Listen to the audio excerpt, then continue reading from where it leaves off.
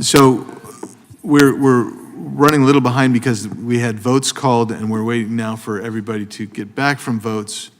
And when we get a few more here, we're going to go ahead and start, even though everybody's not back from votes. But I just wanted you to know what we're waiting for. So thank you for your patience. And it sounds like you're all getting along real well. There's a lot of laughing and talking going on. So that's probably good, I think.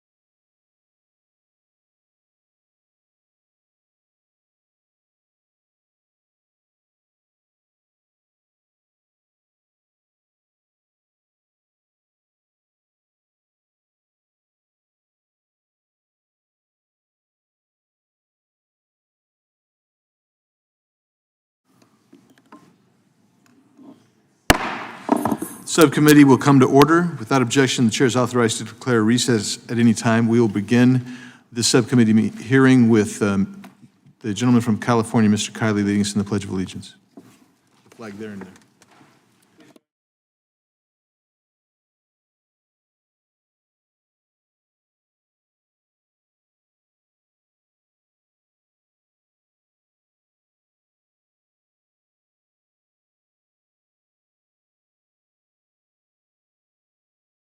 Thank you. We welcome everyone to today's hearing on the exploitation of children in the United States and abroad.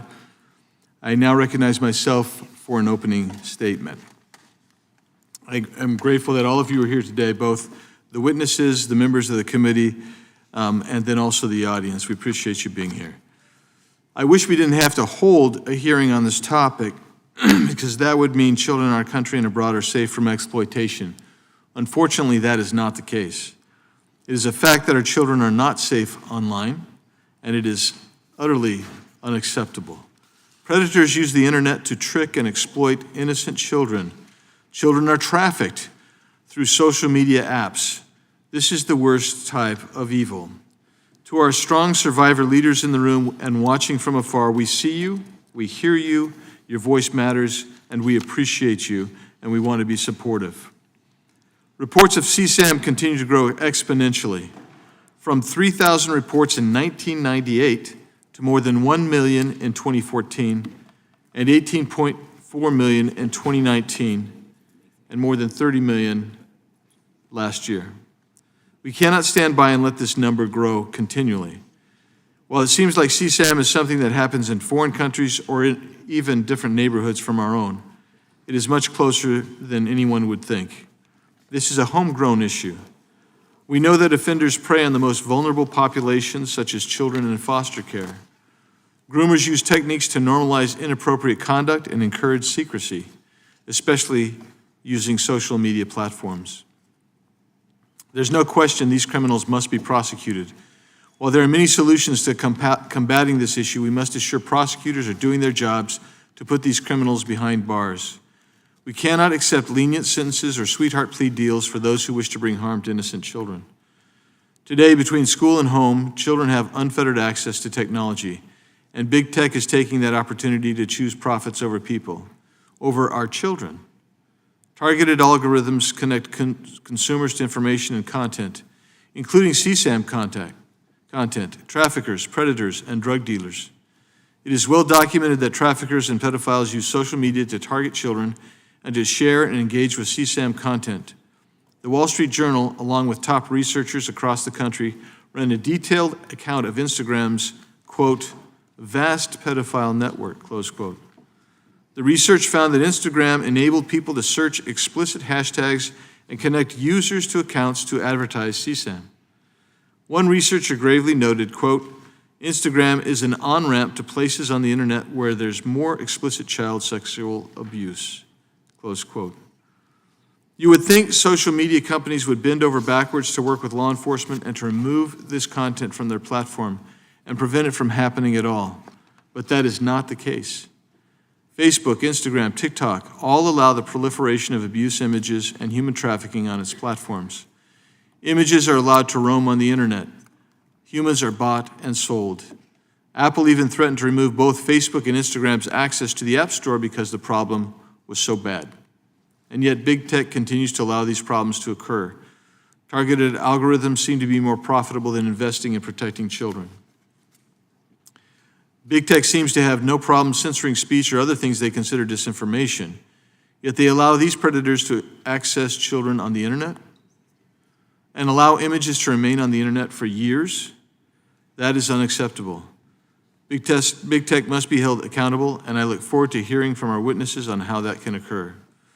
We know trafficking is an issue that occurs within the United States and abroad. Many of us have heard and seen the movie Sound of Freedom, and how it opened our eyes to the horror that is occurring both in and outside our country. However, many do not know Hollywood attempted to shut the film down, not wanting the American people to see the film and learn about these terrible crimes. Yet the film became one of the most successful independent films in history. It has grossed $191 million and counting. Sound of Freedom truly exposed the worst of humanity and showed us how we can all play a part to keep children safe. Our committee is collaborating with Homeland Security investigations to enhance our knowledge and understanding of investigations related to human trafficking and child exploitation. I express my gratitude to the special agents of HSI for their unwavering commitment to safeguarding children and liberating victims from the atrocities of human trafficking. Many children, especially those crossing the border as unaccompanied minors, are not safe. Lax border policies promoted by the Biden administration are leading to vulnerable children being exploited by cartels and smugglers as they attempt to come to America. The journey today for them is incredibly dangerous, and their risk of being sex trafficked is incredibly high while being smuggled across our border. In fact, the United Nations this week alone said the most dangerous migration route is Mexico to the United States. In 2014, then President Obama stated, quote, "Don't send your children unaccompanied. They might not make it," close quote. But I have heard nothing like that from this administration. We need to be louder, stronger, and bolder. I look forward to hearing from our witnesses on how we can enforce the law, hold big tech accountable, and protect our children from the horrific crime of sex trafficking, because children are not for sale. This topic is tough and unfortunately an unnecessary topic. I hope that we each can learn together. I think there'll be broad aspects of support across this entire committee, both sides of the aisle, and I look forward to working together with my colleagues across the aisle. And with that, I thank you again for being here, and I yield back. Unfortunately, today, Ms. Jackson Lee, the ranking member, is unable to join us for health reasons. In her stead, I will recognize Ms. Dean for an opening statement. I thank you, Mr. Chairman. Chairman Biggs, thank you for convening this important hearing today, and I thank all of you for being here, both those in the audience and those who have come to testify before us. It is an important hearing to discuss the deeply disturbing and pervasive issue that is plaguing our country and our world, child exploitation. I'm standing in for Ranking Member Sheila Jackson Lee, who regrettably cannot be with us today, and I'm honored to be in her stead. I know that this subject is deeply personal to her, as it is to me, because although the United States is a nation known for its foundational ideals of liberty and protection of its citizens, we continue to struggle with the existence and prevalence of child exploitation. It takes on various forms, ranging from child labor and sex trafficking to the production and distribution of child sexual abuse materials online, harassment, and sextortion. Perpetrators of these repulsive crimes hide within our society, preying upon innocent and defenseless young people, their victims, who should be experiencing the joys of their formative years. I take this particularly personal as a mother and as a grandmother of 4. Last Congress, Ranking Member Jackson Lee convened a hearing on the federal response to human trafficking that provided a wealth of information that I was able to apply in my own efforts to tackle the scourge of trafficking. Child labor trafficking, a sad reality in many industries around the globe and even in the United States, harms children's health, often deprives them of an education, denies them a normal childhood, and deprives them of their basic human rights. Another ghastly aspect of child exploitation is child sex trafficking, where children are lured away from the safety of their homes, their loved ones, their schools, their communities, stripped of their humanity and exploited for various nefarious purposes. Roughly 25% of all human trafficking victims are children worldwide, and most of them being sex trafficked. At this very moment, there are children as young as 11 years old in the United States and abroad who are forced to commit commercial sex acts and other unspeakable acts. Let me be clear, there is no such thing as a child prostitute. These young victims who have been exploited, abused, trafficked, whether for sex or labor, deserve victim-focused, culturally informed responses that direct them away from the criminal justice system and towards services and programming critical to the restoration of their health and their dignity. Some people would have us believe the trafficking of minors is primarily an immigration problem, a result of poor control at our borders, or a problem of urban impoverished children and youth. But the reality is that the traffickers prey on stigmatized, forgotten, vulnerable American children and youth. In suburban, rural, urban, in cities in every corner of this country, only valuing them as commodities and not as the precious people that they are. While any child can become a victim of sex or labor trafficking, some children and youth are more vulnerable than others. If we truly want to extend and end the trafficking of children and youth, or child exploitation of any kind, we will make certain that all children and youth are located, treated as victims, not criminals, and connected to the services and programs they need. In this digital age of smartphones and handhelds, social media, direct messages, and TikTok, predators can victimize children and youth without having to move from one location to another. Online child exploitation has reached epidemic status globally. These individuals exploit children throughout the United States from anywhere in the world, and their criminal activity is often cloaked behind encryption. They also hide behind cute screen names, catchy hashtags, fake profiles, with the goal of eventually coercing, manipulating, or even blackmailing their young victims.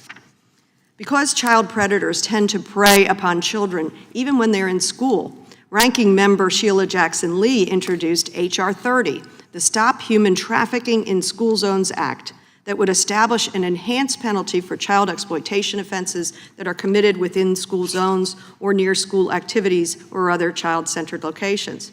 This would apply to those individuals who dare contact children while they are attempting to gain an education or participating in school-related activities. Child sexual abuse material inflicts untold emotional damage on victims, especially, as you point out, Mr. Chairman, since the internet enables their repeated victimization each time images of their suffering are viewed.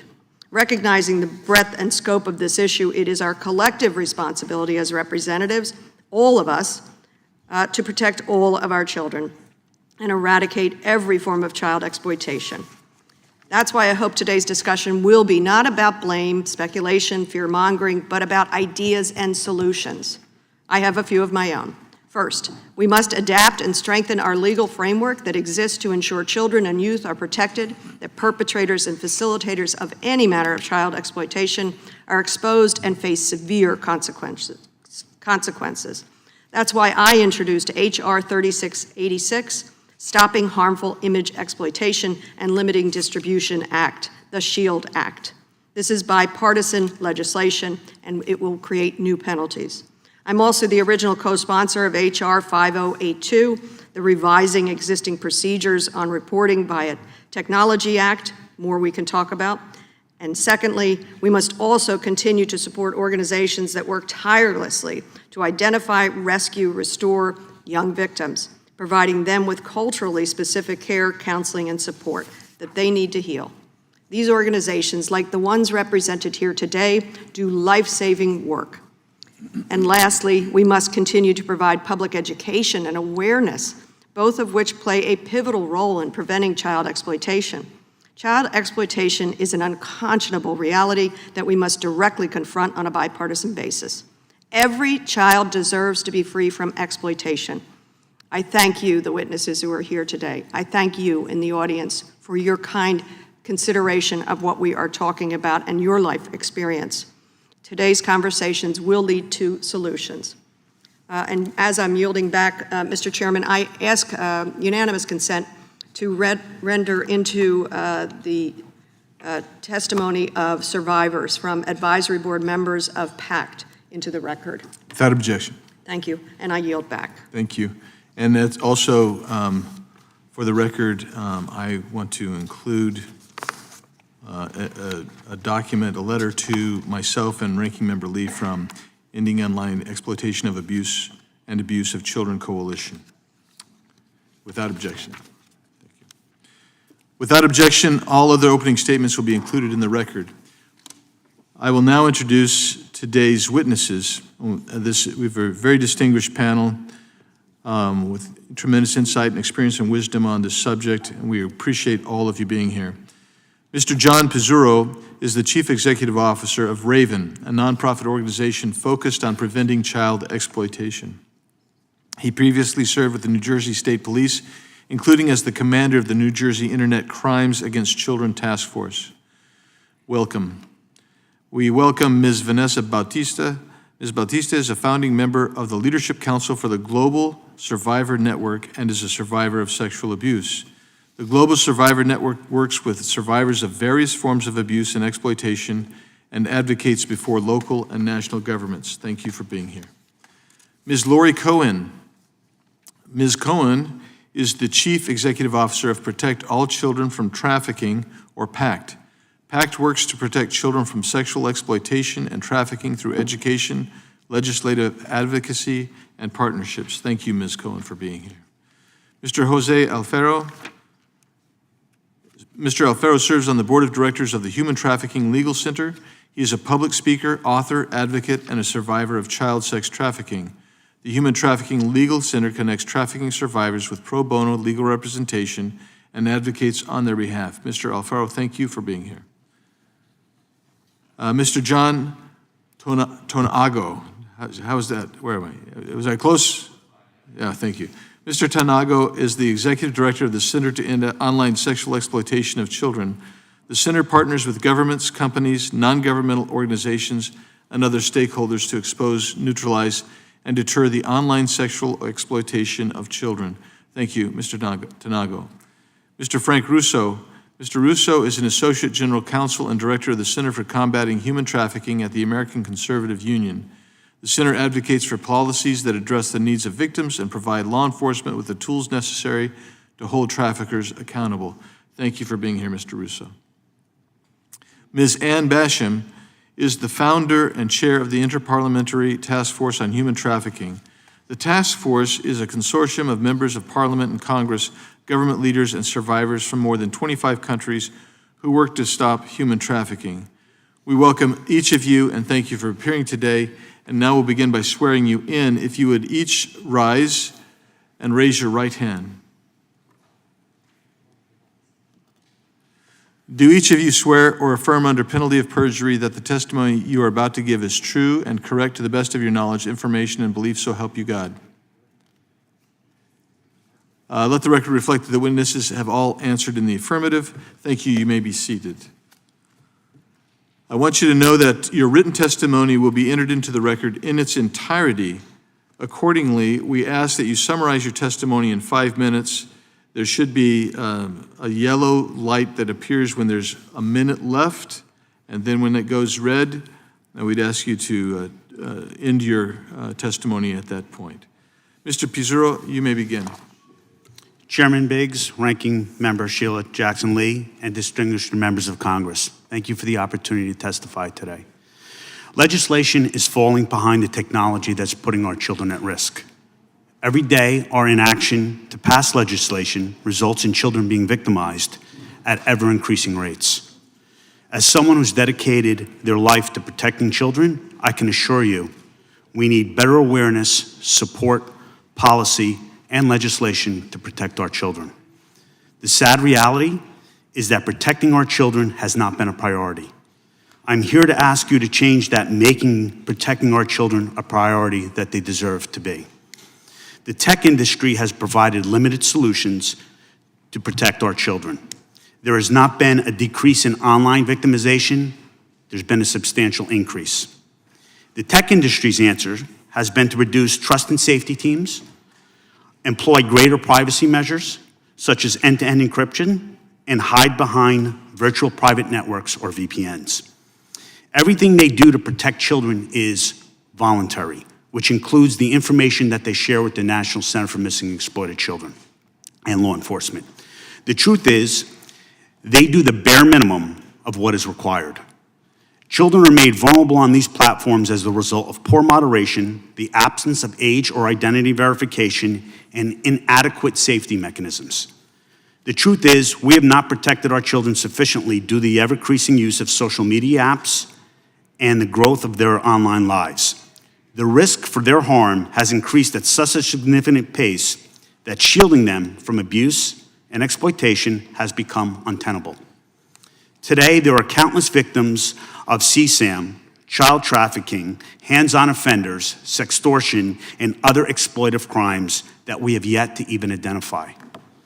Those who would protect our youth are overburdened and under-resourced, which makes children vulnerable. Our nation's young people are unable to escape from the bombardment of posts, reels, and online social interactions. AI and algorithms push children to those viewers who crave content and are interested in children. These same algorithms push harmful content to children. A major disadvantage of a global society is that any offender can reach any victim anywhere in the world through any app or gaming platform. With AI, offenders can now machine learn and mimic the behavior of children to infiltrate their lives, allowing them to groom children at scale.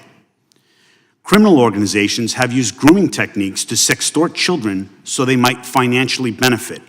The financial component of profiting off children has increased exponentially. The cyber tip line is a challenging law enforcement not only with respect of quantity of leads, but also the quality of leads.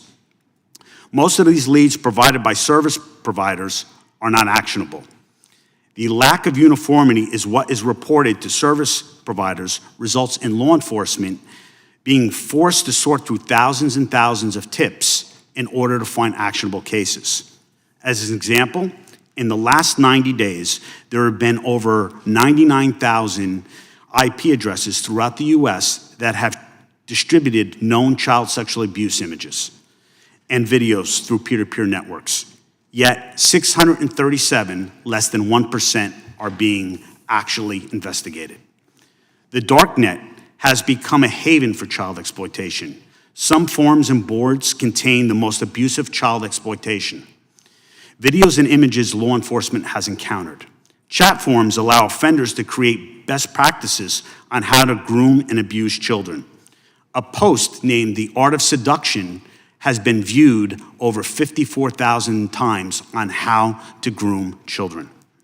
We need the help of our lawmakers. Raven has currently supported and sponsored legislation in the Senate and the House, from the Protect Our Children Act to Stop CSAM, Project Safe Childhood, SHIELD, Report, End Child Exploitation, Earn It, and the Child Online Safety Modernization Act and the Kids Online Safety Act.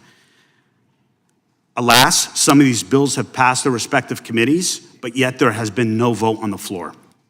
If there was ever a bipartisan call to action that everyone can agree on, it's the protection of all our children. We are at a point that we need to identify what works and provide authorities with sufficient resources to increase their capabilities. One simply can look at the statistics to determine the real story, what is truly happening to our children. Based upon what I experience, I can confidently tell you three things. At the moment, the predators are winning, our children are not safe, and those who are fiercely committed to protect them are drowning and will continue to, so unless we can get the legislation and resources they need to protect our children. Thank you. Thank you, Mr. Pizzurro. Chair recognizes Ms. Bautista. Chairman Biggs, Ms. Dean, on behalf of Ranking Member Jackson Lee and distinguished members of the subcommittee, thank you for the opportunity to testify. My name is Vanessa. I am Asian American. I am a survivor of child sexual abuse in the Philippines, and today I am a founding member of the Global Survivor Network, an international group of survivors, and a human rights advocate. I was only 8 years old when the abuse started.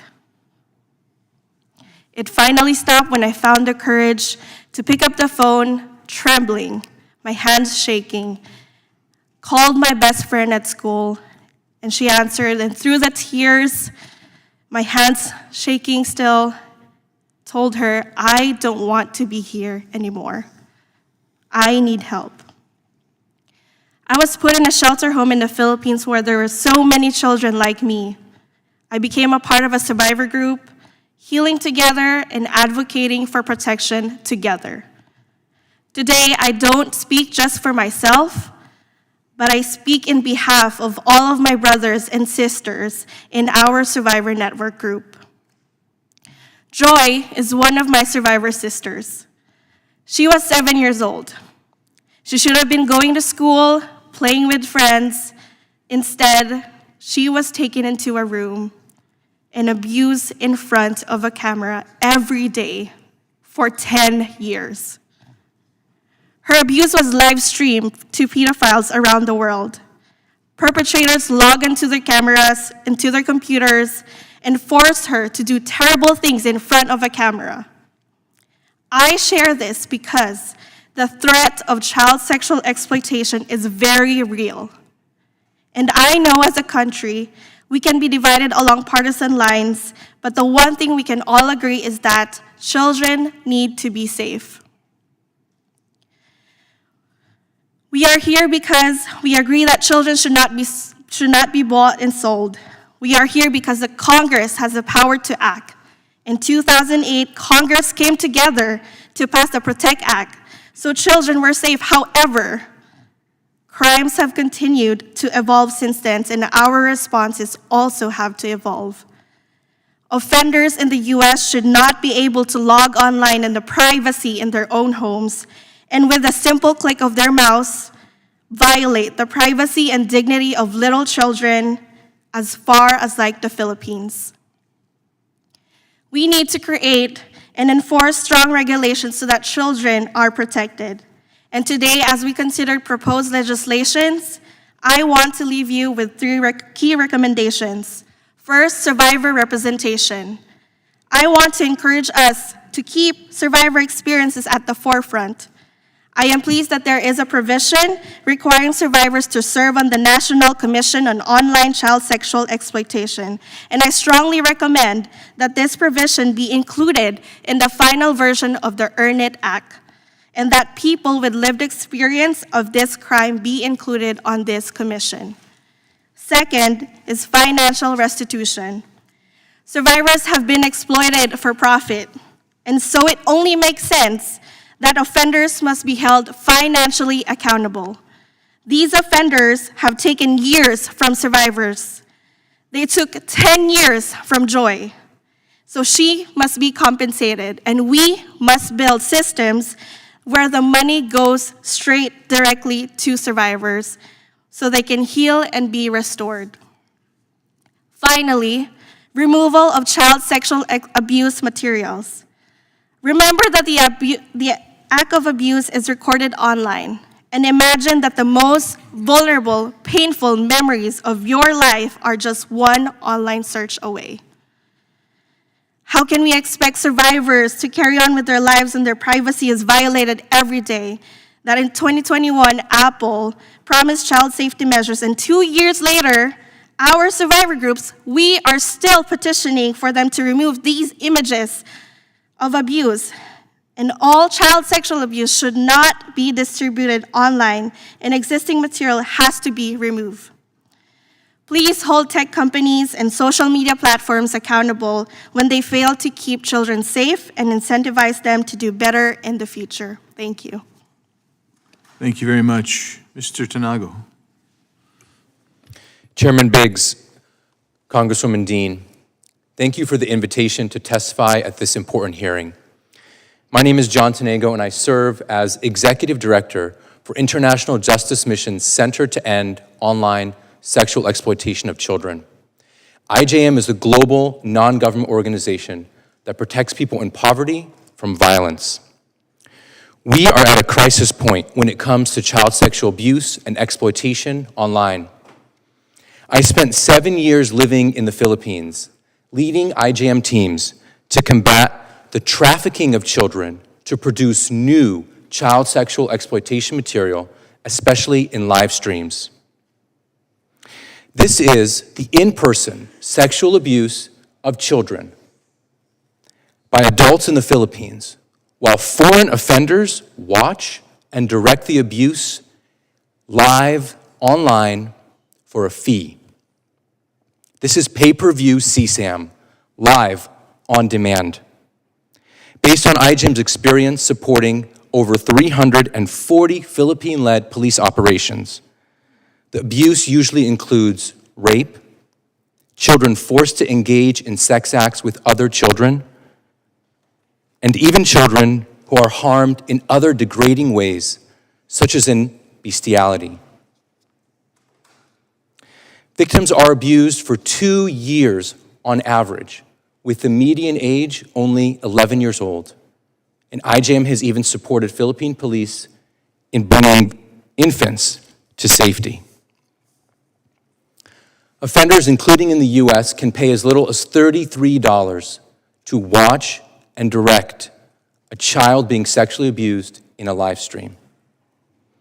Last week, IJM released findings from our 2-year research study, Scale of Harm, estimating that in 2022, nearly 500,000 Filipino children were sexually abused to create images, videos, and live streams for sale to offenders around the world.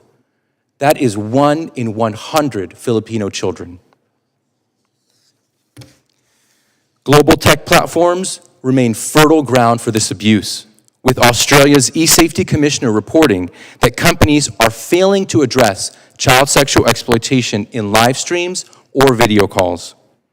And the United States is the #1 country of offenders paying for and directing this abuse, with 34% of Philippine cases involving US-based offenders, according to IJM's 2020 study.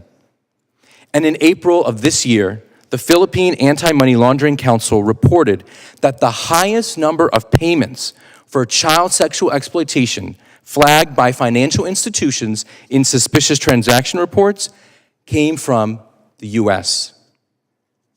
Make no mistake, offenders who abuse children online also pose a threat to abuse kids right here.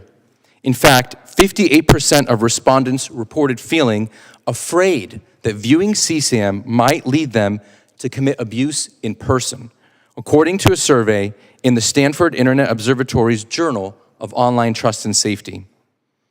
Laws are urgently needed to prevent child sexual abuse online.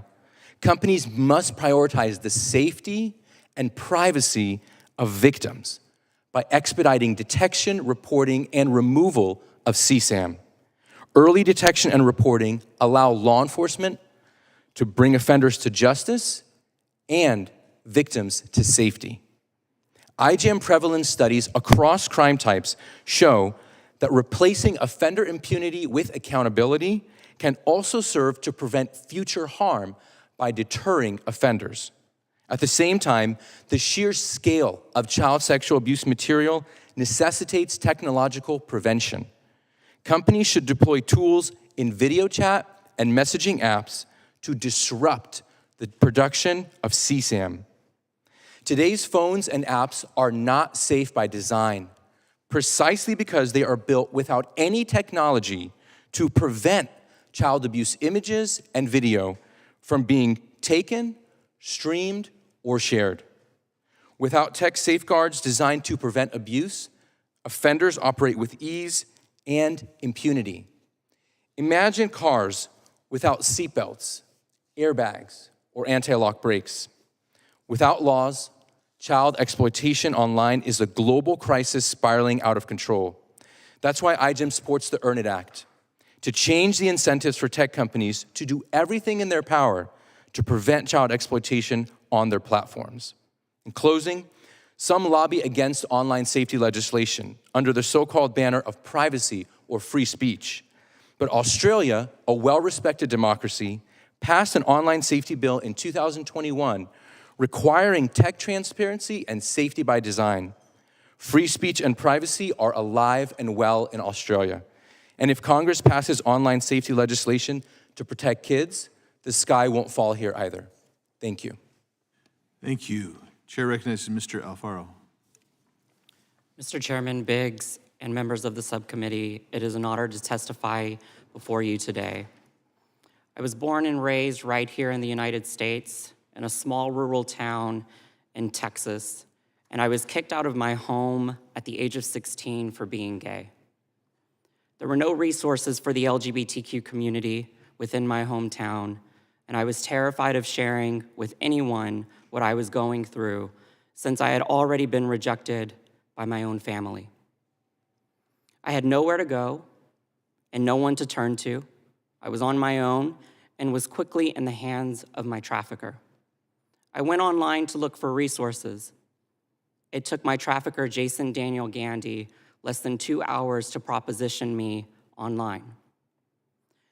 Jason trafficked me through his massage business where he locked me in a room with adult men who were allowed to rape and abuse me. I believe that I was silenced by society long before I was silenced by my trafficker, but he also added to that silencing by telling me that if I ever shared with anyone what happened to me, then I would go to prison. I stayed silent for 7 years after my escape. Because of the harm that was done to me, I self-medicated, abusing drugs and alcohol as a way to cope. I had several suicide attempts, I dropped out of school, and I was homeless. I needed for one person to recognize that I was not okay, and that I needed support as a homeless and trafficked youth. But no one saw me. Not the homeless program that I was enrolled in, not the school system, not my doctors, and certainly not law enforcement. I was invisible. In 2014, a friend told me that Jason Gandy had been arrested. I was put in contact with the federal prosecutors working on the case. This was the first time I put a name to what happened to me, human trafficking. In 2018, myself and 3 other male survivors testified in the federal trial. Jason Gandy was sentenced to 30 years in prison with no chance of parole, and he was also ordered to pay restitution. I have reflected on the trafficking I experienced as a child, and I have 6 recommendations to share with you today. The US government should strengthen and add resources for the LGBTQ community. Currently, in certain states, LGBTQ resources and education are banned for minors. This will continue to perpetuate trafficking. The lack of resources for LGBTQ youth will cause more vulnerabilities and more trafficking of these young people. We need more resources for homeless youth. I don't think I have to elaborate further on that one. Stop using language that stigmatizes young people. Language matters. The label runaway stigmatizes children. There is just one difference between a missing child and a runaway child: the term. People search for missing children. but runaway children are often stigmatized as bad children. Runaway is a term associated with children who are marginalized and children who are poor. Too often, no one is looking for runaway children. Train law enforcement to identify male victims of trafficking and educate the public that trafficking can happen to males. Improve victims' compensation and restitution. Criminal restitution is mandatory. In my case, the government had forfeited Jason Gandy's assets. The federal treasury kept the money. It took me 2 years and a team of pro bono attorneys to receive the restitution ordered by the court. There is a need for bipartisan legislation to prevent trafficking and hold traffickers accountable because technology gives predators access to children almost everywhere. And it is critical that we provide safe spaces for all children. In closing, human trafficking is a systemic issue. Marginalized and underserved communities are impacted disproportionately. If we want to help end human trafficking, we have to start with prevention. We need better systems to protect all children. Human trafficking is not a gender-based issue, but a human issue. We have to identify vulnerabilities and intervene to support all children, no matter their gender, their race, or their sexuality. The current politics around the LGBTQ community are hateful and horrifying. After hearing my story today, I hope you can see how certain legislation and hatred can perpetuate human trafficking. Harm to LGBTQ young people creates more vulnerabilities in already vulnerable communities. Thank you for your time today. Thank you, Mr. Alfaro. Chair recognizes now Ms. Cohen. Dear Chairman Biggs, Ranking Member. Is your microphone on? Thank you. Got it. Dear Chairman Biggs, Ranking Member Jackson Lee, and distinguished members of the subcommittee, thank you for inviting me and my respected colleagues to discuss how we can better protect children. Ms. Cohen, I don't want to interrupt you, but could you pull the mic just a little bit closer to you, please? Yeah. We all want to hear you. Thank you. We know you have an important message. Should I start over? Yes, that'd be fine. And let's go ahead and restart the 5. There we go.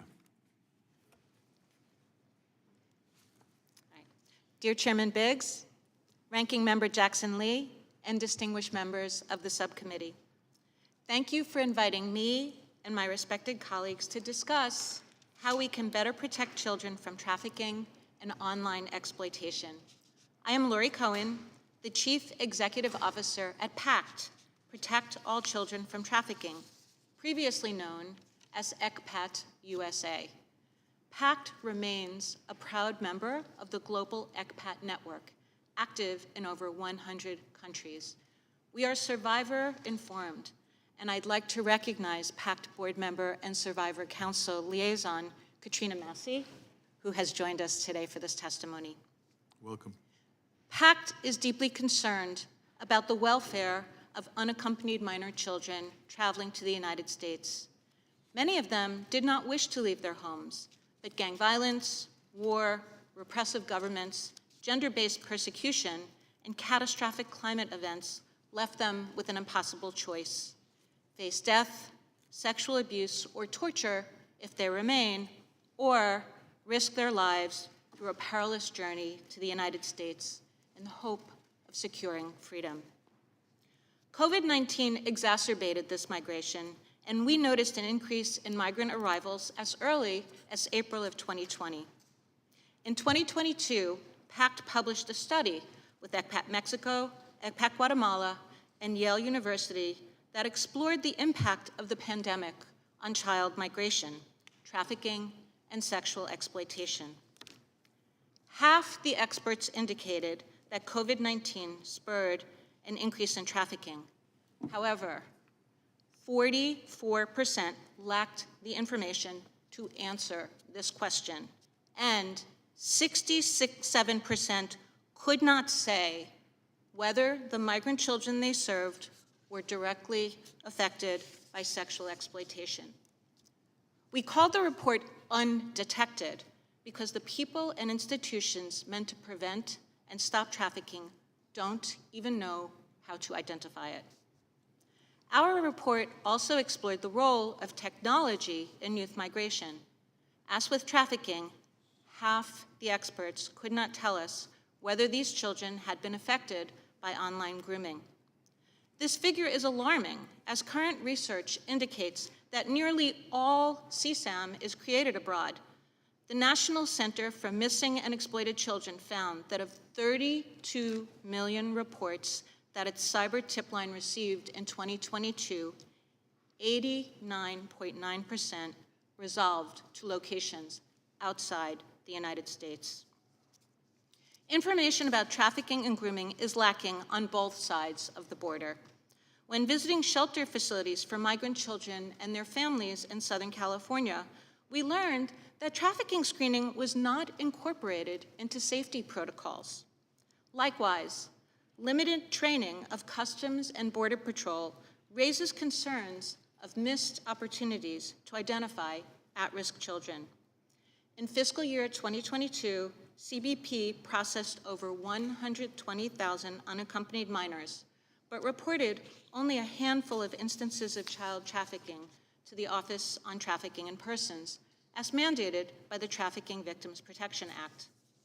Similarly, CSAM content creation abroad has a domestic nexus.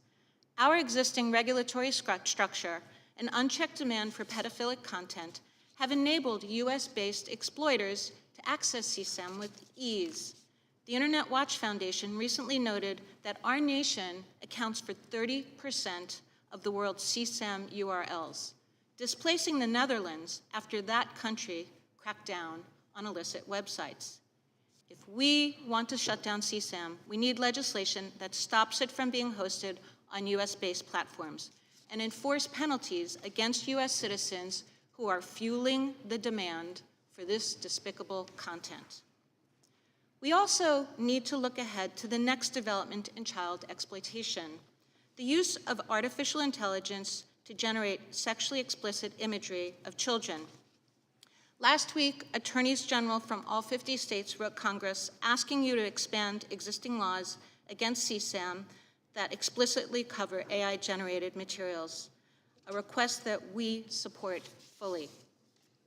PACT urges Congress to pass the child protection bills that have been introduced, including the Earn It Act, Project Safe Childhood Act, the No Trafficking in School Zones Act, and Stop CSAM so that we can prevent human trafficking, online sexual exploitation, and abuse of children, and help survivors access justice. Most importantly, PACT urges the federal government to target demand, which ultimately drives the profit fueling this criminal enterprise.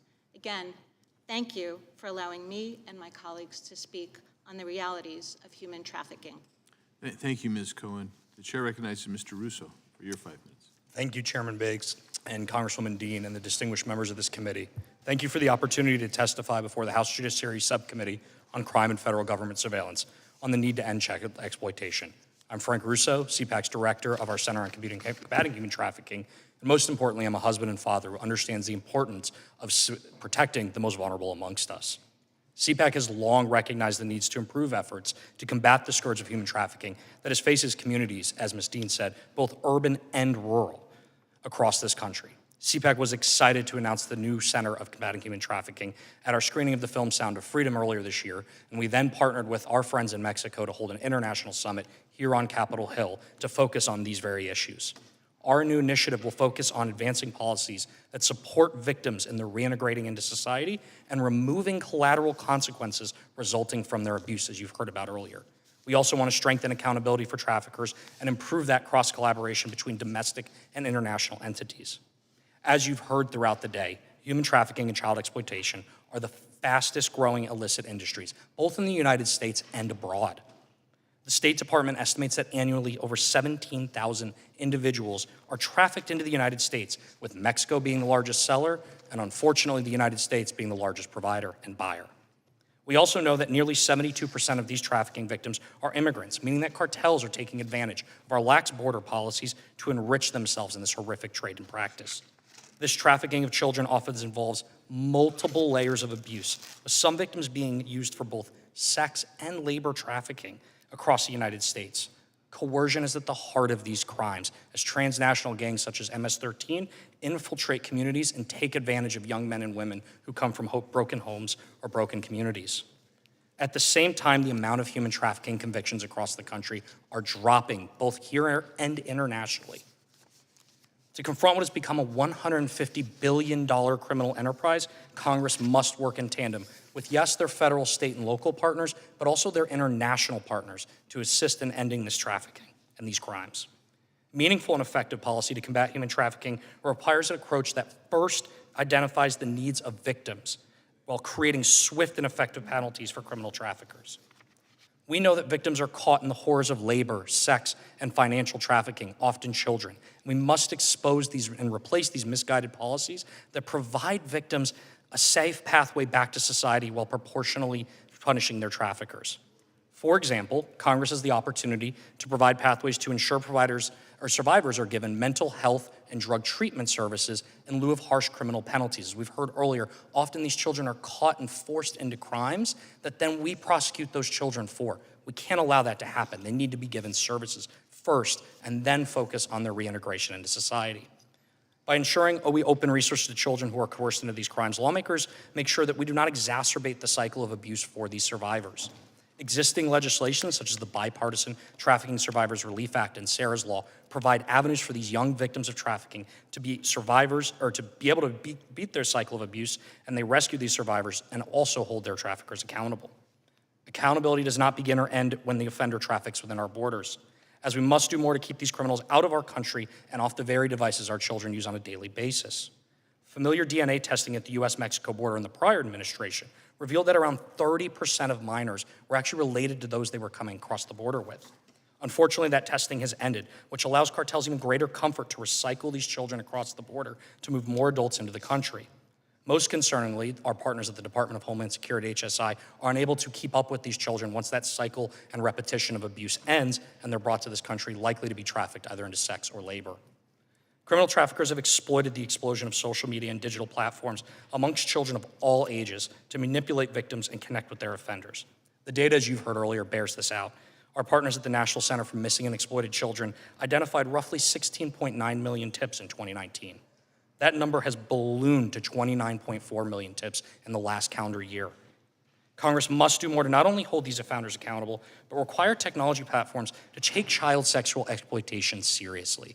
For example, the Earn It Act would address this exponential growth in child sexual abuse material by removing the blanket civil immunity for technology companies that refuse to remove these abhorrent images. Let's be clear, they were refusing under this law to remove those images from their sites. CPAC stands ready to work with our partners in Congress to bring an end to all forms of trafficking. We are grateful that Tim Ballard's story in The Sound of Freedom has reignited a conversation in America on the importance of protecting the most important asset this country has, our next generation. It's now on all of us in this space to deliver real results that will first protect victims, break the cycle of abuse, and of course, hold offenders accountable. Chairman Biggs and Congresswoman Dean, thank you for sending a clear message today. God's children are not for sale. Thank you, Mr. Russo. And Chair recognizes now Ms. Basham for her 5 minutes. Thank you, Chairman Biggs and Representative Dean. It is an honor to testify before you today on child exploitation, both here in the United States and internationally. Today, we have an opportunity to address one of the most important human rights issues, but also one of the most critical global security issues facing our world: the exploitation of children for profit by human traffickers, human smugglers, and advanced criminal networks.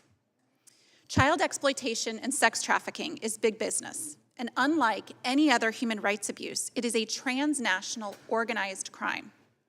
This is the Subcommittee on Crime, and human trafficking specifically generates $150 billion in profits for traffickers annually, and it is the second largest criminal enterprise in the world. The average age sex trafficking victims are targeted is just 11 to 14 years old.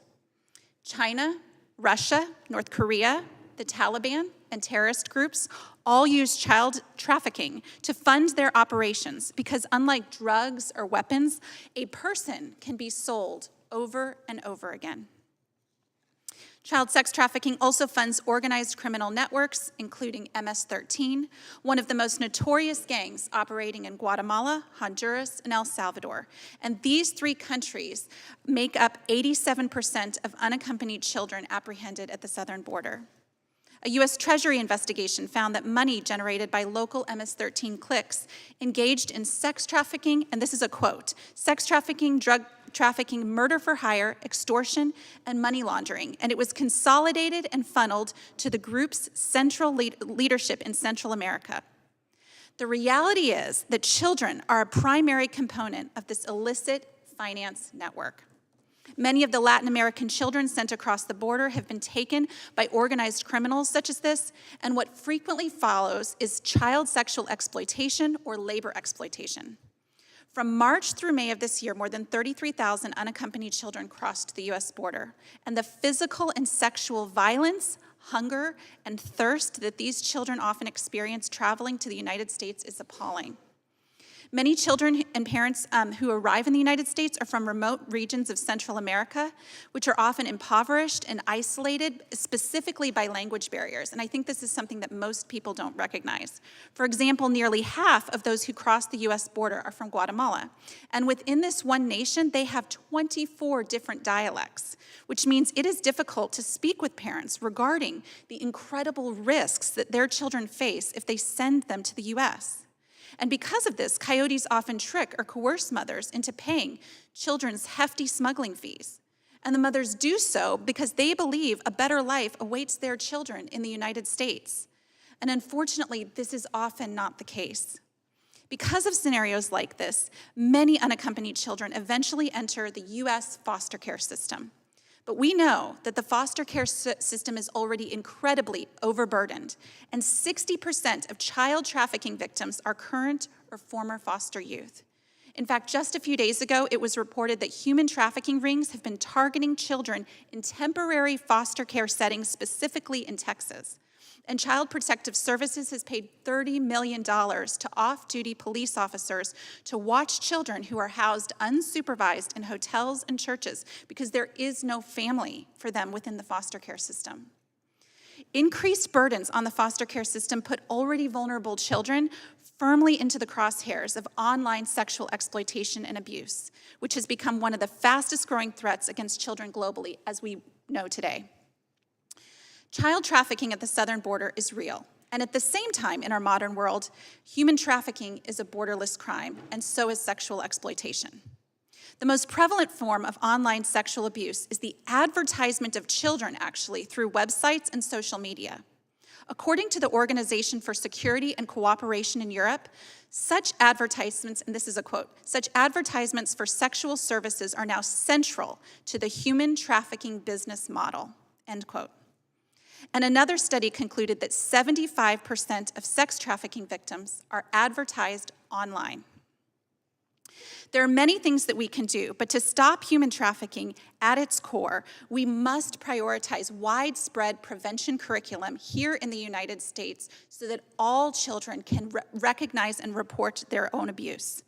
The UNODC actually reported that most victims identified in cases, and this is a recent report, were, quote, self-rescued. That means that they had to self-report or escape exploitation on their own. And this is why that's one of the most important fixes that we have. I also encourage you to prioritize many of the bills which have been spoken here today, whether it be the Earn It Act, Report Act, SHIELD Act, and more. Thank you so much for your time. Thank you, Ms. Basham, and thank all of you for your poignant and important testimony.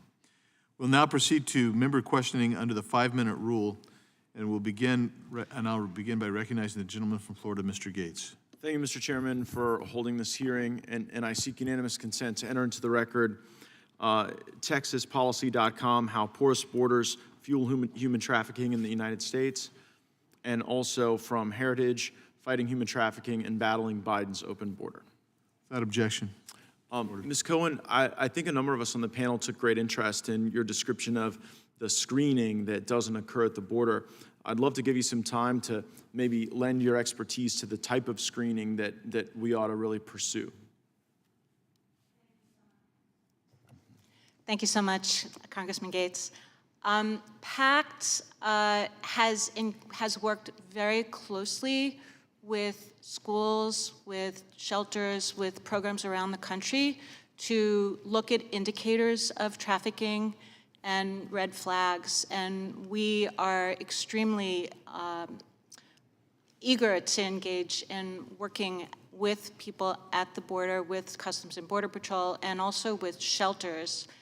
We did find it somewhat concerning that shelters indicated a reluctance to ask questions that might be indicators of trafficking. And just so I know what category that falls in, these are the shelters that unaccompanied minors go to as they're being processed through HHS? We were visiting shelters that had children with family members, and some of the testimony we've heard today has indicated that there is a concern of trafficking among those categories as well.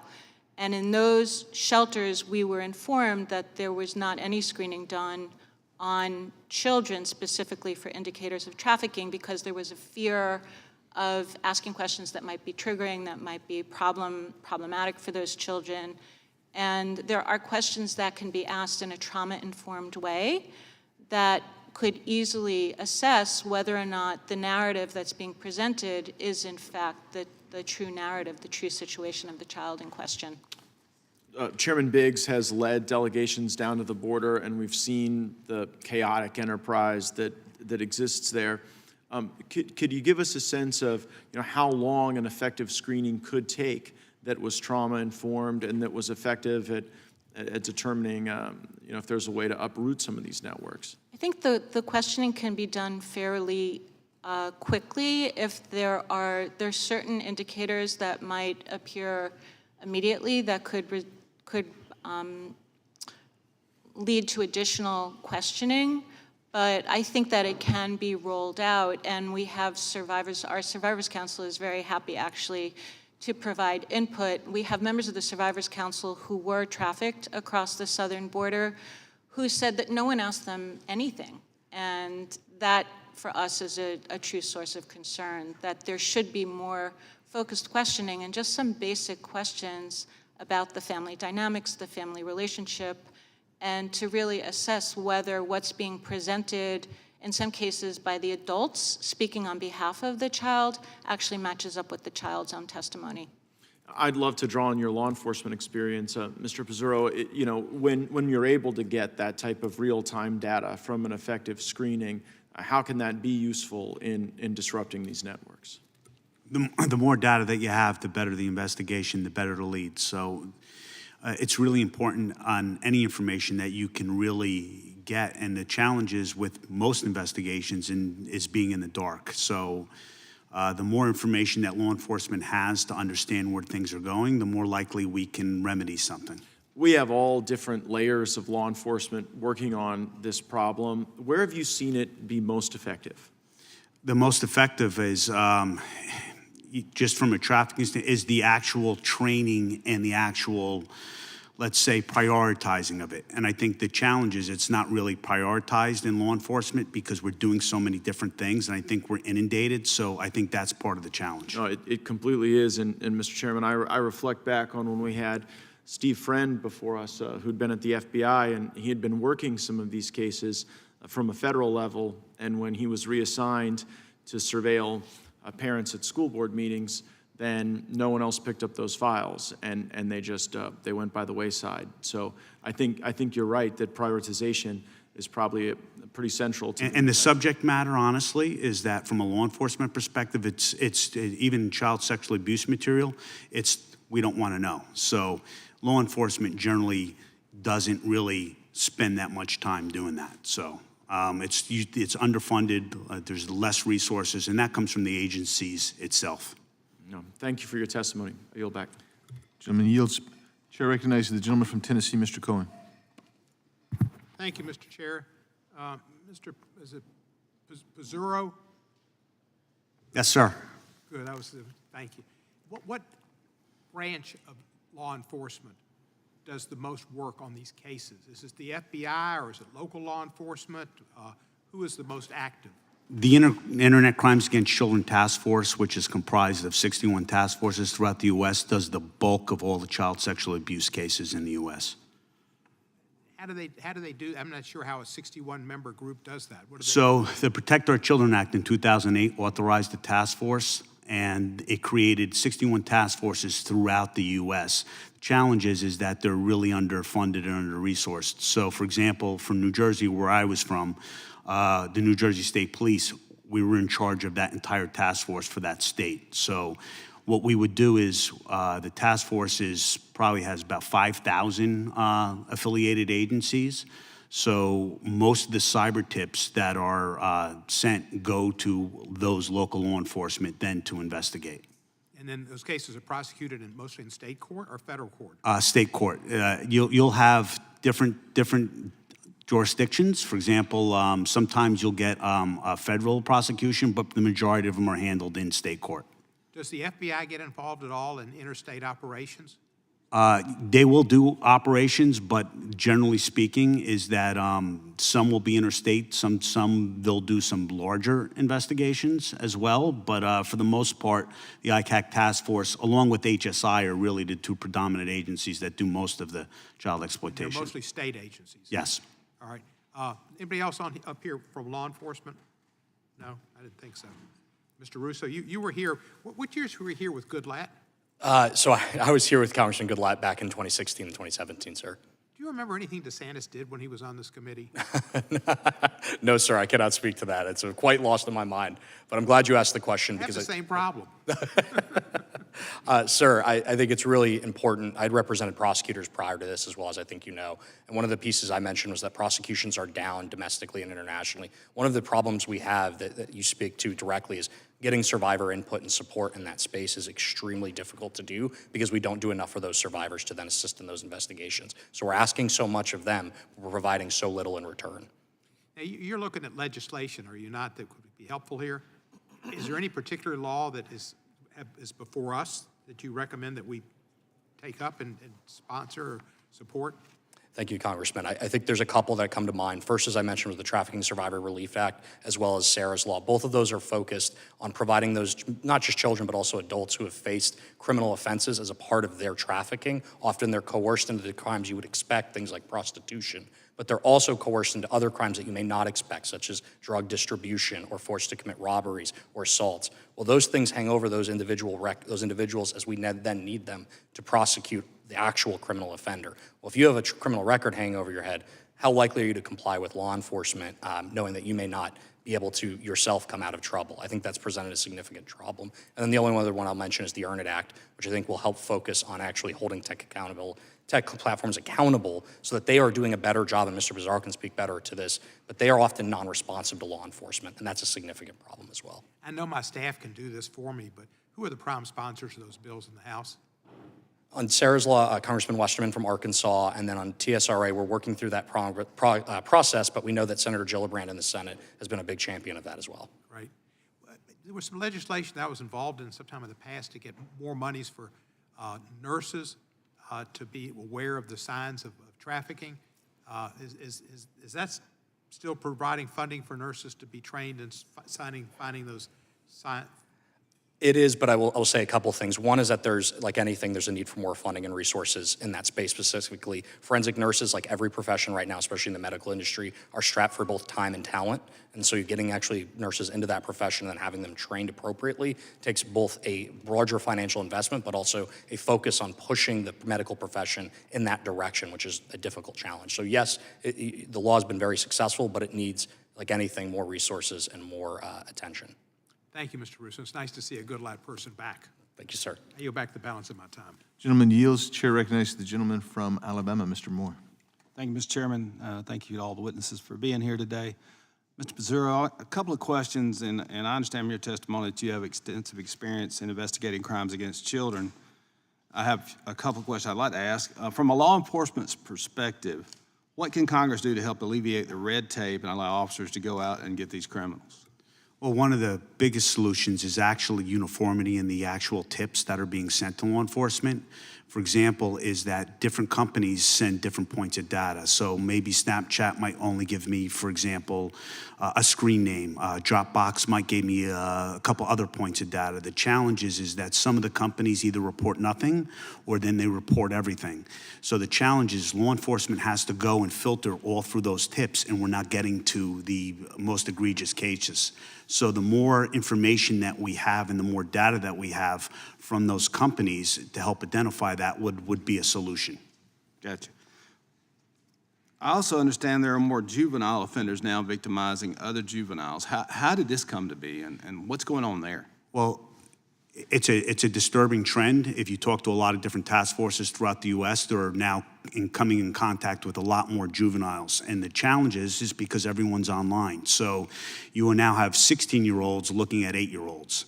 So the challenge is that all that content, when we were talking about the AI algorithms, everything is pushed that way. So now what's happening is you're going to have that content as a child and it's pushed there. So no different than we look at something and then all of a sudden we're getting those same videos. So that content, those algorithms are pushed, and now we're getting more child offenders than ever before. And you're talking 16 and 17-year-olds as opposed to any time. Gotcha, thank you. Mr. Russo, I've been down to the border with Mr. Biggs a couple of times, and one of the things that we found out, and I mentioned this in testimony or in hearing here before in questioning, is that the prices on people's head now to come across the U.S. southern border. And, you know, just south of the border, it's 4,000 to 5,000. Further south in the Triangle Nations, 7,000 to 8,000. I think Syrians were paying 20,000 across the U.S. border. But my understanding is that the cartel is actually getting the money. And in some situations, my understanding, the administration, this policies on the border is it's created basically two things. They're either muling the drugs across to pay that passage, whether it's 4,000, 7,000, or 8,000. They can backpack heroin, cocaine, or fentanyl across the border to pay that passage. But the other thing is they can become indentured servants and slaves. Are you seeing that at the child trafficking? Are they making installment payments through child trafficking back to the cartel? Thank you, Congressman, for the question. Sure. The answer is absolutely, and I think something we haven't talked as much about is labor trafficking. Labor trafficking is a significant portion of this. So when they put that indentured servitude piece on someone's head, I'll give you an example. In Oklahoma, we know that as they've had legal marijuana dispensaries pop up, some of the illegal grows around them have been produced and basically staffed by those individuals who have come across the border and owe debt. So law enforcement are coming across Chinese nationals, Mexican nationals, Honduran nationals, you choose, where, with obviously dialect challenges, who are then been put in a state that they're unfamiliar with, oftentimes away from family or other known contacts, and then that process, they owe that debt to pay through that labor trafficking for an undetermined amount of time. Another thing I found really interesting is these sponsors that's supposed to be taking these children. And we have sponsors that sign up for maybe 30 children, and they never see the children. But we're trying to figure out now on our end legislatively, how do we put teeth into that? So that if you sponsor those children, you don't know those children, you never see those children, but somehow or another you were their sponsor to get them in this country unaccompanied, then we're going to try to put teeth in that law as well. And hopefully we can get support from your groups and organizations for that as well. But with that, Mr. Chairman, I'll yield back. Thank you. Gentleman yields back. The chair recognizes now the gentleman from Georgia, Mr. Johnson. Thank you, Mr. Chairman. I want to begin by thanking the survivors and the advocates for the survivors for your testimony today. And this is a wide-ranging hearing covering numerous topics, and I'd like to focus on a couple of points. Number one, the ranking member of the committee, Sheila Jackson Lee, is absent today because she has the flu. But I did want to let you all know that had she been here, she would have talked about her bill, H.R. 30, which strengthens the legal framework that exists to ensure children and youth are protected and that perpetrators and facilitators of any manner of child exploitation are exposed and face severe consequences. And she introduced that bill, H.R. 30, the Stop Human Trafficking in School Zones Act, along with Republican Representative Mike McCall, to ensure that schools will be safe havens for our children. And she pointed out that a 2018 survey reports that 55% of young sex trafficking survivors in Texas were trafficked while at school or school activities, and that 60% of trafficked adults said they were first groomed or solicited for trafficking on school campuses. But I also want to point out that data from 2017 shows that 53% of arrests for so-called child prostitution, in quote, were of black children. 53% of arrests for child prostitution were of black children. This data reflects the reality that black children who are survivors of sex trafficking are more likely than their white counterparts to be surveilled and arrested by law enforcement for prostitution-related offenses. Ms. Cohen, equity and inclusion are bad words today, but what can be done to advance racial equity for survivors and victims of child sex trafficking? Thank you, Congressman, for this question. And I do actually want to thank you for bringing attention to the issue of child sex trafficking in the United States among domestically trafficked youth. Our research had specifically been on this question of looking at screening along the border, but PACT is well aware that the majority of child sex trafficking actually occurs in the United States with U.S. citizen children. And it's important because I believe that Ranking Member Jackson Lee's research that's cited there is looking at primarily U.S. citizen children. It is absolutely essential that we bring equity, inclusion, and an awareness of the existing vulnerabilities for Black and brown children, and specifically Black and brown girls, who are disproportionately arrested and criminalized. As we discussed, and Mr. Russo mentioned, Sarah's Law attempts to address some of that issue at the point of conviction, but PACT has been advocating very strongly against the arrest of these children in the first place. And what we really need to be doing is, when we're looking at this transaction of someone purchasing of a child, who is the buyer?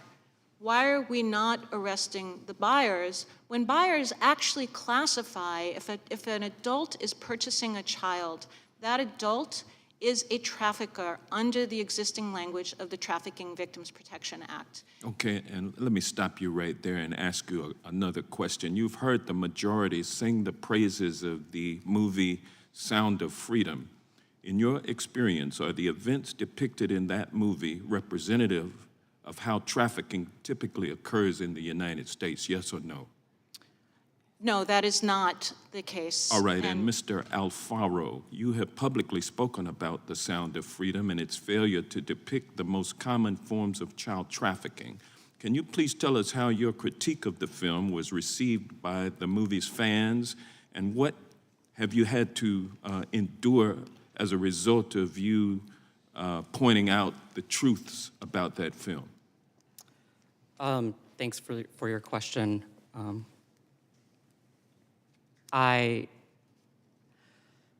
Anytime I speak publicly, there's always fear of backlash. One, because I am gay, Latino, and male. And anytime I come forward with any story of or experience of my own publicly, there's always, every single time, backlash saying that I deserved what happened to me, that what happened to me was my own fault. But when I spoke out about The Sound of Freedom, and I will say, I don't think that all movies that are not true stories are necessarily bad. But I think that when we are at a time where there's a lack of education and awareness around what human trafficking looks like, I think a lot of people get this idea of what is depicted in a film like The Sound of Freedom. And a lot of the messages that I got and responses that I got were that because I did not agree with what was depicted in the film, that I was a pedophile or a trafficker myself because I didn't agree with it. And that is extremely harmful. When you have people with lived experience who are sharing what has happened to them and what is truly happening right here within the United States, and people aren't willing to listen, and instead are listening to a film that is heavily publicized, it creates a lot of harm. Hate to interrupt. I appreciate the gentleman's indulgence, and Mr. Chairman, I'd like to submit for the record the statement of Sheila Jackson Lee. Without objection. Thank you. Chair recognizes the gentleman from Wisconsin, Mr. Tiffany. Thank you, Mr. Chairman. Mr. Pizzurro, as child sex abuse material has become more prevalent, we are now being faced with the proliferation of artificial intelligence and the ability to generate images that are indistinguishable as false or real. Do you think this will become an issue as it relates to child sex abuse material? And do you have any recommendations? Yes, so when you're talking specifically about AI, now with generative AI, I can do two things. One, I can actually now basically mimic a child in order to groom people. And then secondly, now with AI, I can technically create my own victim in my household. So we're a year away from being able to take a victim, and a lot of child sexual abuse happens in that household. So now I can create an exact victim of my, or replica of my child, the way AI is going. So we need to have some sort of regulation for that, or how we're going to implement restrictions in how it's used. As an example, ChatGPT, if I went in there and I searched, how do I exploit a child? It doesn't give me an answer. But if I say I'm doing a research project on how children are exploited, it'll give me that information. So technology is getting so quick. Those are the things that we have to think about in some sort of way in order to protect children. Do you think social media companies should be held accountable for putting this information forward? Yes, I mean, they're pushing the content. So as I was told by one member of one of the tech companies, is that we can't have a conversation with you because you said there has to be accountability. There has to be accountability. I mean, everyone is on their platform, and what we're doing is we're pushing that data to them over and over. My understanding is that Instagram is one of the biggest proliferators of pornography out there. Is that correct? I wouldn't say Instagram is, because there's so many different other platforms, but what Instagram does do and Meta does, especially referencing that article, is they do push that algorithms, and you're getting a lot of people. Tomorrow, if I'm 10 and I get on Instagram, well, guess what? Now, once I'm on there, I'm also pushed content of other men. Mr. Chairman, as we've heard in committee before, the social media companies, including a vice president for Facebook, acknowledged that they enable illegal immigration, they foster human trafficking, and I think they should be held accountable. I think there has to be some accountability brought to the social media companies. The protections they've had under Section 230 have become abuse at this point, and I think there's really something we need to do about it. Mrs. Basham, are you familiar with the state of Florida versus United States case presided by Judge Wetherill? Can you remind me of that? In that case, the judge ruled that President Biden's catch and release policy is unlawful and gave the administration 7 days to comply with the federal immigration law. From your experience in dealing with human trafficking, do you believe that what is happening at our southwest border is making the environment ripe for increased human trafficking? Well, what I can tell you is this, is that there does need to be a solution right now, that when we see 33 children crossing the U.S. border unaccompanied within a 3-month period, that something is wrong. And these children are largely unprotected once they get into other settings within here, so that's what I can tell you.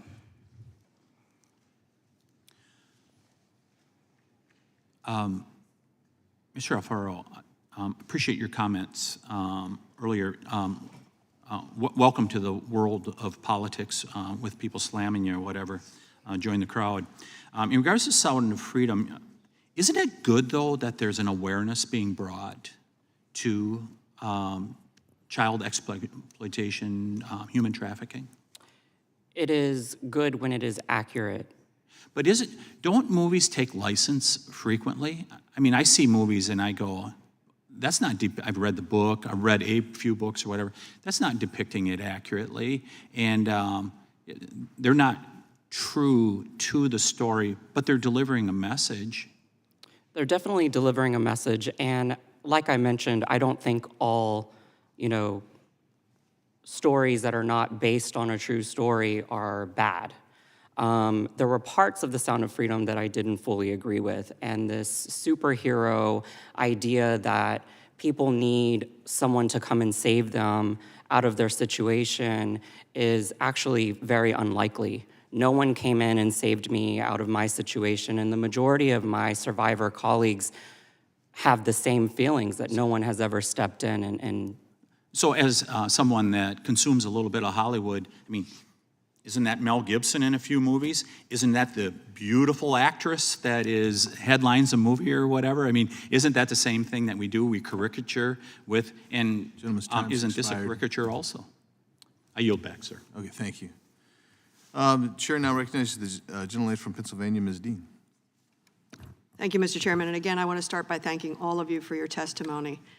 Mr. Alfaro and Ms. Bautista, if I could start with both of you. Thank you for your honest account. And I know it's a very truncated account of what you have gone through. Very different stories. I guess I'll start with you, Mr. Alfaro. How are you? that's kind of hard to answer right now, but I'm okay. Okay. Ms. Bautista. I am okay too, but I just want to express how I am looking forward of how the Congress would act and how the Congress would move forward into proposed legislations today, because I know it is very important. And even as we speak today, there are children that are being exploited. So I am emotional because it's my friends in the Philippines, it's younger children, and I myself doesn't have a kid right now, but in the future, I don't want to see another kid being exploited. I don't want to see another survivor like me going here to say like, hey, we need to do something. Congress has to do something. A lot of people around here are here to, to have that, to come forward and say we have to do something and we have to do it right now. So thank you. I appreciate that, and I think I speak for myself. I don't speak for anybody else. We want to come up with solutions. We want to come up with answers. On the prevention and protection side, and I guess also on the healing side, can you tell me, each of you, briefly, what has been the most effective parts of healing? How can we learn as a society how to lift up those who are survivors and help them heal? Thank you for redirecting the conversation to important prevention and the post work for survivors. For me, it was a really long and tough journey living in silence, as I mentioned earlier. No one really understood. I didn't even understand what human trafficking was, and I didn't know that what happened to me was human trafficking, right? So if you don't really know what happened to you, how do you identify the tools and resources that you need to heal from the trauma that you've experienced? And that's why there is such a huge need for accurate awareness out there to really help survivors or those who are vulnerable to the crime to understand what human trafficking is, and if it has happened to them, that they know where to go and what resources that they need to get to a place to where I now am.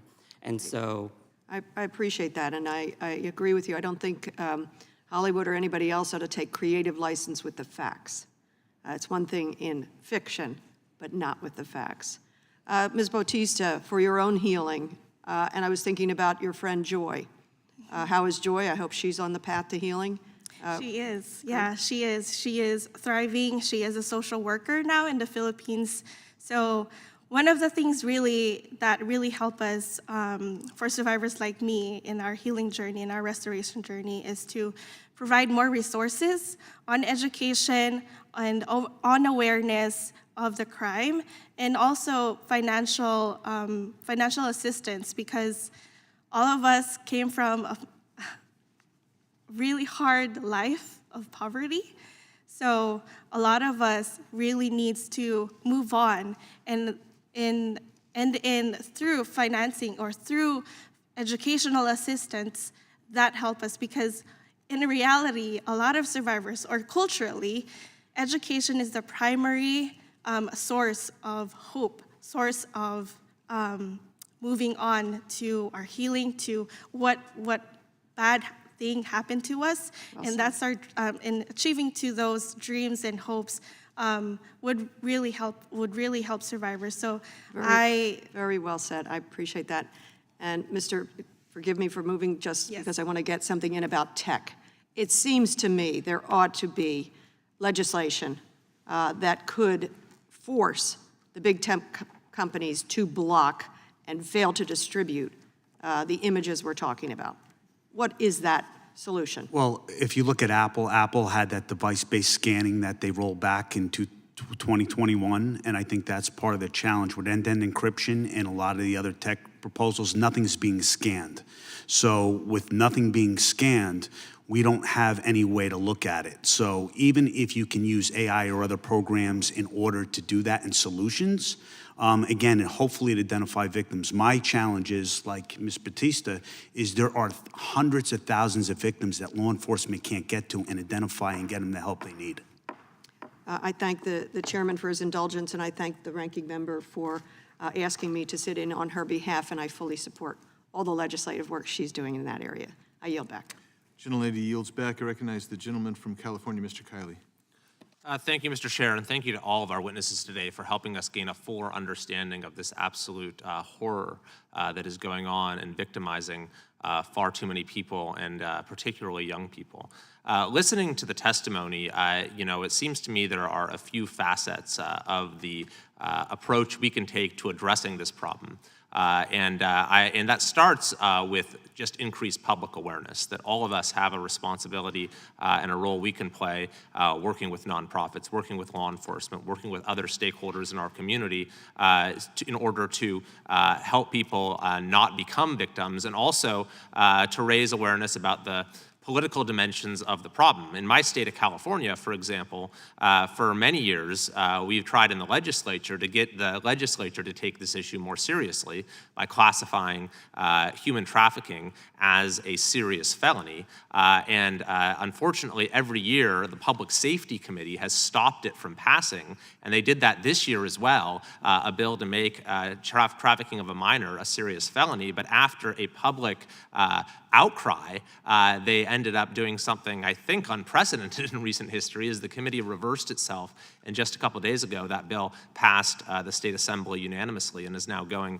to the governor's desk. So I think that is a testament to the power of public awareness. But beyond that, there seem to be three main facets of the solutions that we need to be working on with great urgency and doing everything we can. The first being holding those who peddle this material and those who traffic young people accountable. The second being the social media element, and the third being what's going on at the border. So on the first, Mr. Rousseau, you've mentioned in your testimony that we need to have stricter penalties for the abusers. What do you think would be the specific changes that would be most important? It's a great question, and I'll note one in California. It's great that they've moved that legislation forward. The idea of being supportive of victims is not incompatible with the idea of being harder on traffickers, and we need to be balancing that appropriately.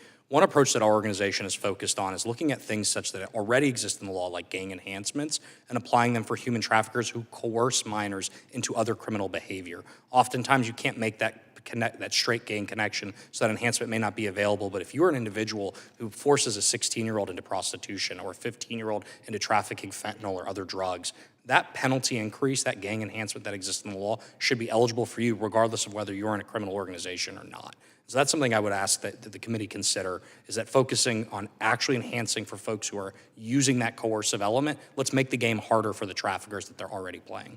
Thank you. That's a great insight. And Ms. Basham, when it comes to the immigration facet, you testified that from March through May of this year, more than 33,000 unaccompanied children crossed the U.S. border. The physical and sexual violence, human degradation, hunger, and thirst that these children often experience en route to the United States is appalling. Sadly, you go on, this is just a prelude to the violence that many experience once they're in the U.S.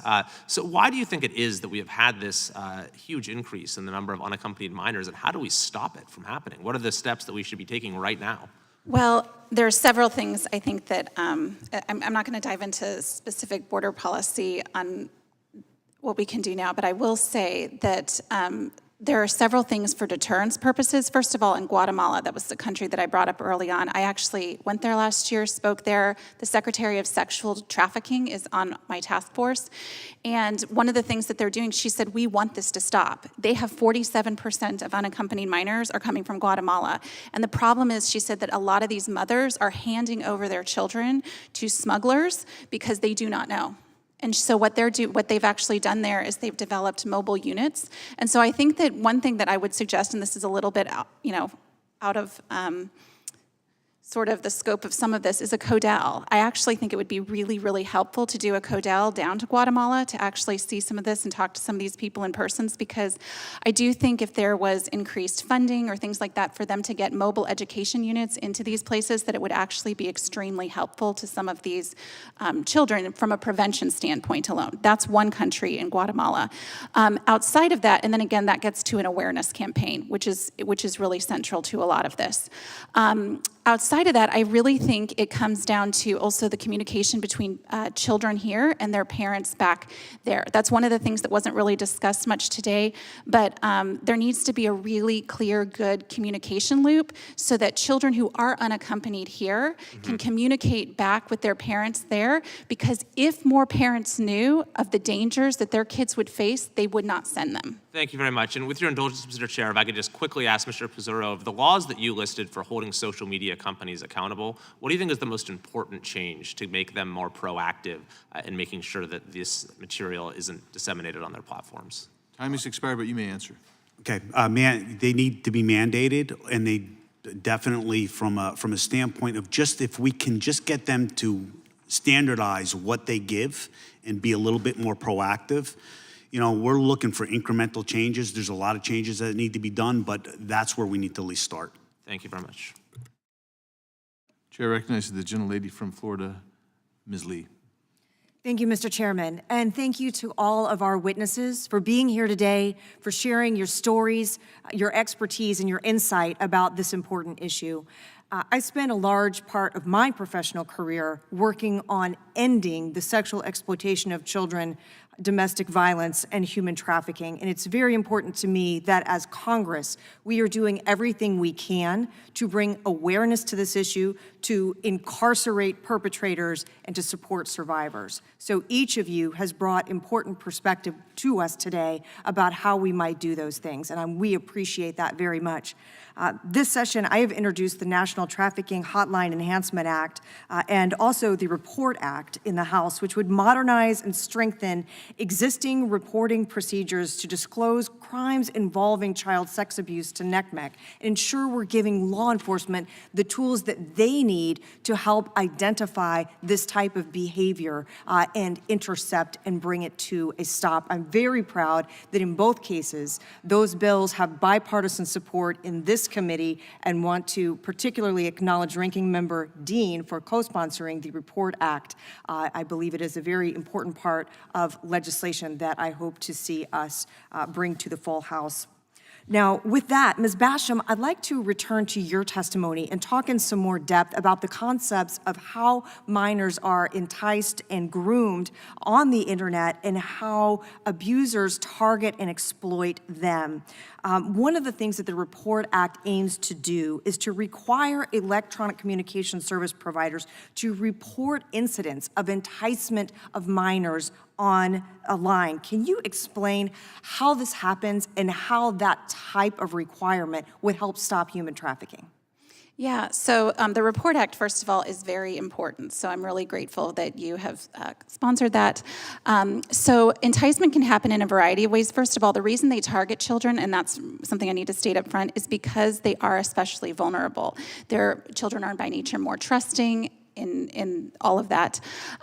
With the Report Act, and just in general with children being groomed online, one of the ways it is it's someone who usually is, they develop a trusting relationship online, and through that process they learn, that's why we call it grooming. It's not kidnapping, it's a form of really luring the child in to do things, and then it dives into actual coercion. So we have children who have been threatened, or their families have been threatened, and then through that they are lured to do things, or other things have happened to them through that. And a study by RAIN found that law enforcement, and I think Mr. Pizzurro also touched on this issue, is overburdened at times by the number of leads that they have, the sheer volume of cases and tips that they're trying to investigate. And another provision of the Report Act would increase the retention period for this type of information and tip line reports to allow law enforcement more time to go back and investigate these cases. Could you explain how this measure and other tools might help law enforcement manage the growing number of tips and cases that they are investigating? Ms. Basham. We'll start with you, and then we'll hear from Mr. Pizzurro. Okay. So I think one of the main things with the report, with all of this is So, sorry, can you state that again? I thought that you were stating it for him over there. Sorry. Yes, my question was about retention of information. So one of the other provisions would require these companies to retain, when they have information that looks like it may be exploitative or is a tip for law enforcement, they would keep it for longer to help law enforcement deal with the volume of potential cases that are coming in. And the question was, how might that be helpful, and any other tools you can think of that we could be providing that would make the investigation of these cases something that is easier to tackle? Well, absolutely. First of all, the number one thing is that law enforcement needs every bit of help that they can get. So that's the number one thing. They are understaffed, and we know that there is an increased burden. So that's first of all. The second thing is just simply it takes some of the burden off with some of the training. Like, law enforcement has to be trained to recognize and report this, and so it's obviously called the Report Act. So I think it alleviates some of that key burden that really needs to come off of law enforcement. Mr. Pizzurro, what would you add in response to that question? So 90 days was the standard going to 1 year, and that's the standard for probable cause. So the challenge is that we can't get to the victims and identify them, because most likely, most of the times we're getting a case after 6 months. So the ability to actually find and locate that victim, identify that victim, is really important from that retention standpoint. And one of the other things I'll add is that we need companies to actually be responsive to legal process immediately and send us that data, and we have difficulties with a lot of those companies now as well. Thank you. That's very helpful insight. With that, Mr. Chairman, I yield back. Gentlelady yields back. Chair recognizes the gentleman from South Carolina, Mr. Fry. Thank you, Mr. Chairman, and thank you to our witnesses for being here. I was a former member of the South Carolina General Assembly just last year, and a few years ago, I worked with Shared Hope International and our Attorney General, Alan Wilson, to craft a human trafficking bill. And to Mr. Russo's point earlier about how you have to balance both the prosecution side while also being compassionate and taking care of victims, particularly minors, that was really the crux of the legislation that we did. We were considered that year to be the most improved state in the country in addressing human trafficking, but we've got a long way to go. Our Attorney General is doing a fantastic job. He actually recently spearheaded a letter with over 50, it was actually 54 attorneys general from all the states and territories about the threat of how artificial intelligence is being used to exploit children. Mr. Chairman, at this time, I seek unanimous consent to enter into the record Attorney General Wilson's letter and the letter from all the attorneys general. Without objection. Sadly, you know, our children are constantly exploited through child sexual abuse material daily in our country. The U.S. is now the host. It's not a proud moment, but we host more child sexual abuse material than any other country in the world. Mr. Chairman, I'd also like unanimous consent to enter into the record a statement from our friend Congresswoman Ann Wagner, who's doing an incredible job on this space too, trying to update some of our laws. Without objection.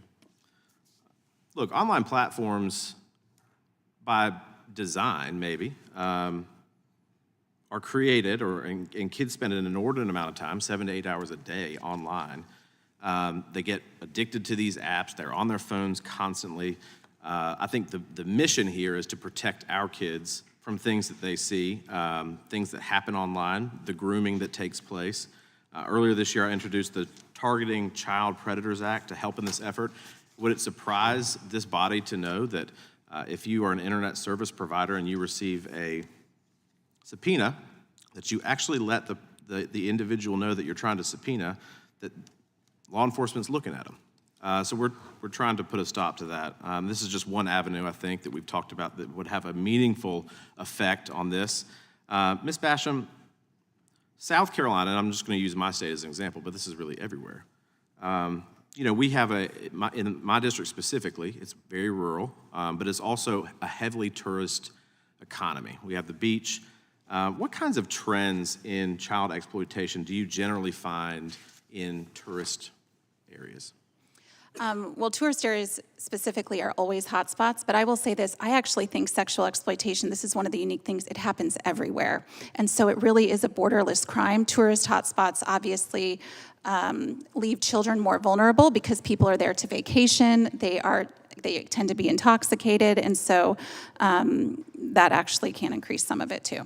Thank you. And can you talk a little bit more about how vulnerable populations, such as foster youth or unaccompanied minors, are more susceptible to being victims of these crimes? Well, I think there are a number of populations that are really susceptible because of any vulnerabilities. And so when you are detached from your family and you are an unaccompanied minor, you're vulnerable to several different things. And one of those would be someone who poses as a family member, a trusted friend, an adult, that leaves you vulnerable to actually participating in a gang or actually being trafficked yourself and exploited yourself. Thank you. Mr. Pizzurro, I want to turn to you real quick. Last year, the National Center for Missing and Exploited Children Cyber Tip Line received 32 million reports of suspected child exploitation online. In your experience, I think you testified, social media companies are not properly censoring that material or regulating that material, are they? No, and if you go further, and that's where the Apple, out of the 32 million tips, Apple had 175 last year. So what does Apple have? 58% of the market share in the US for iPhones. So, you know, I think that's, and it's not just calling out Apple, it's just it's the industry as a whole. Well, I think you're actually heading exactly where I wanted to go here, because to me, when I'm looking at Facebooks and Googles and Instagrams, the gulf between maybe the top reporter and the bottom is just so wide. Facebook had 21 million, but Apple had 234. Can you touch on that contrast? How, you know, it's kind of crazy to me. I mean, social media companies will censor our own speech, but they won't get this stuff off their platforms. So talk about the privacy concerns, I guess, from what are they talking about? What are they alleging from a privacy perspective as to why they will not fight back against child sexual abuse material on their platforms? Well, they move that they can't see it on their platform. So if you go to end-to-end encryption, where you have basically both sides where that data is there, they're saying that we can't see it. So again, they're not even scanning for that. So the challenge becomes is that they're totally dark. So the idea is that if I don't know what's happening on my platform, then technically I don't have to report it. So what happens is then other companies do the direct opposite. If it's something, then I'm going to report it. So that is really the disparity between Meta and Apple, as an example. Thank you, Mr. Chairman. With that, I yield.